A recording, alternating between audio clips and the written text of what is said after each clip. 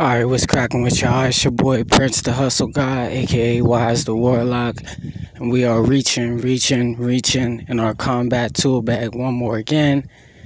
It is a cold black affair. Shout out to the mighty LDBC. LDBC only, LDBC everywhere.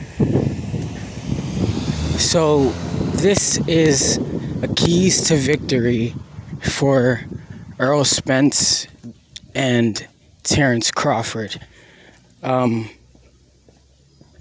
This will be a different type of keys of victory. So typically when you see keys to victory in boxing or on TV in boxing, it's presented to us, the fans, and what the fighters need to do to win. But this will be what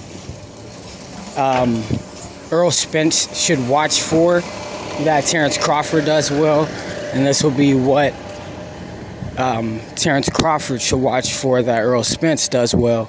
So basically giving away some secrets for both sides. So that said, again, these are things that Errol Spence does well for Terence Crawford to look for, and things that Terence Crawford does well for Errol Spence to look for. So let's jump into it. Firstly, let me say actually one more thing before I get too into it. I would like to say that Errol Spence has a lot of similarities to Winky Wright and Andre Ward, stylistically and his approach. If you gave both of those guys like 2 times more the killer instinct and gave, I guess, 2 times more the killer instinct, I think you would get a bigger version of Errol Spence. And then Terence Crawford, I would definitely say, in his case, he reminds me of a Bernard Hopkins-ish, and Zab Judah. So when you look at what both guys do well, like for each side, you have Andre Ward and Winky Wright. Andre Ward, great boxing IQ, really good boxer on the outside, even better on the inside. Winky Wright, consistent piston-like jab, great outside fighter, defensively responsible, impeccable high guard. And then you look at Bernard Hopkins, very flowy, deceptive, feint heavy counter puncher, who mixes up at the mid-range. And Zab Judah, very violent, speedy southpaw with like next level accuracy. So with that being the groundwork laid, we'll dive in. So for Terence Crawford to watch that Errol Spence does well, I'd say it's a no-brainer to watch for the body shots. It's not just that Errol Spence punches hard, it's that Errol Spence is picking his shots. He's going to the organs, so he's going to the diaphragm, the liver, the spleen, the ribs, obviously, and obviously coming around and placing your hands where he wants them to be. For instance, if he'll jab high, it's not that he's slow on the retract. He's posting to keep your hands high so that he can throw a 6 to the body or a 2 to the body. That's all I'll give on the body shots. Then you have, he has, sorry.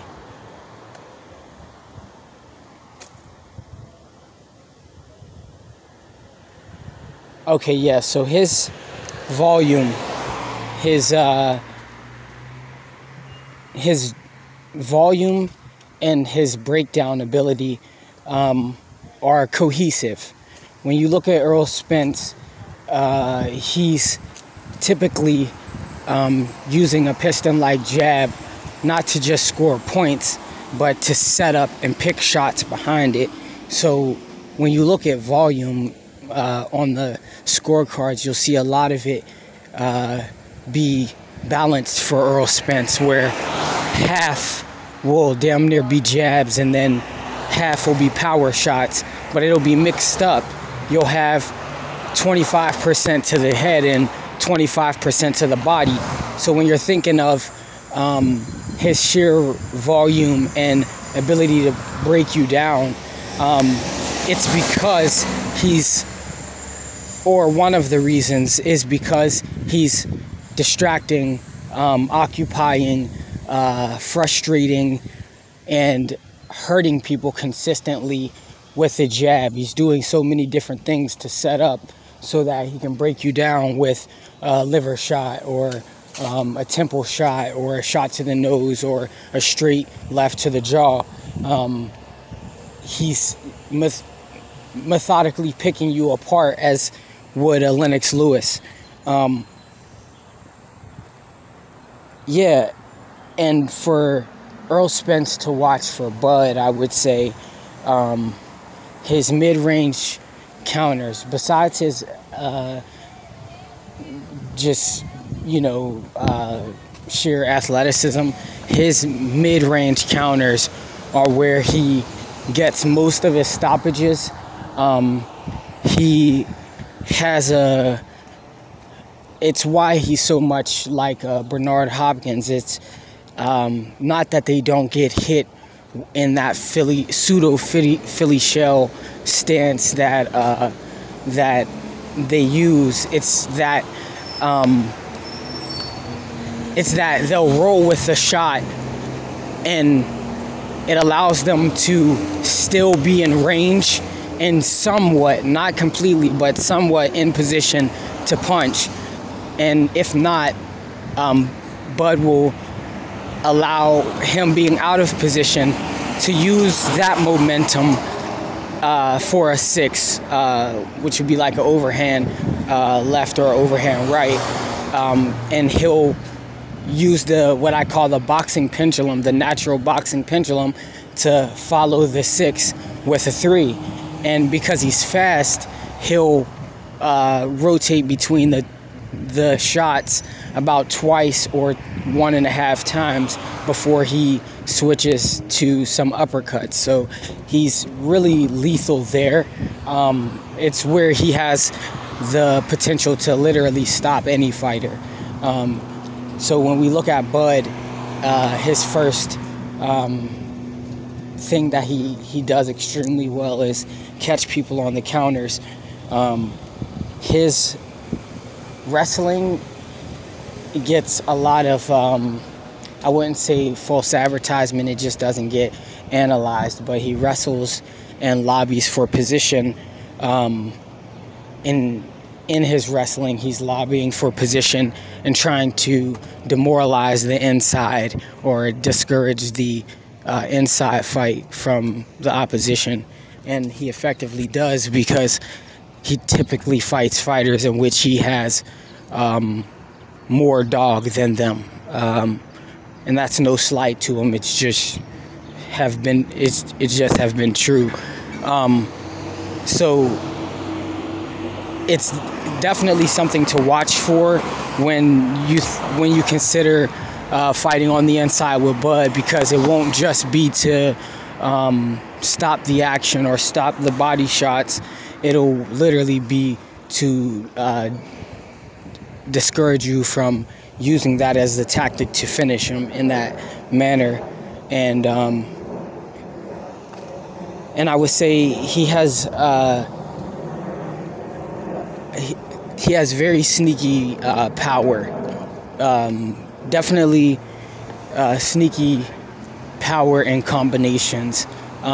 Because it's one thing to just be fast and throw one shot fast, or set up and shoot a shot, but he doesn't extend fully with his jab. He'll feint or paw with his jab and shoot the 2-3 and almost have equal power on both shots, but one of them having true finishing power. So not to take away from his third attribute, it's just it leans somewhat toward his mid-range prowess, where he can essentially just snipe you out of there at that range. So his sneaky power within his combinations is his ability to not let his power trail off at the end of the combination, which sounds basic, but it's clearly an elite level thing where it doesn't just build up at the end or trail off at the end, but he'll shoot a fast shot, shoot a hard shot, or shoot a hard shot and then fast, hard. So those are the keys to victory, skill set on both sides. That said, being Team Spence, I feel like only one side, if any, sees this. It'd be Team Spence, and for that, I give one more thing for Spence to maybe. It's not an attribute that Bud has to watch for, but an attribute that he has to win. And I would say, think Chris Algieri and think Phil LaGreco, because at the end of the day, you have the ability to make this that kind of fight in which you can beat the person at their own game as you usually have, and that's beat him at counters via being better with the jab and blitzing your way to the inside and getting him out of there. So that said, it is a cold black affair. Again, shout out to the mighty LDBC, LDBC only, LDBC everywhere. Please go check out the Simple Truth Network, Black Gentleman Grooming Company, trilltalk.net, and the ldbc.com. Also 94 Films on YouTube and HFO The Firm on YouTube. Until next time, guys. Deuces.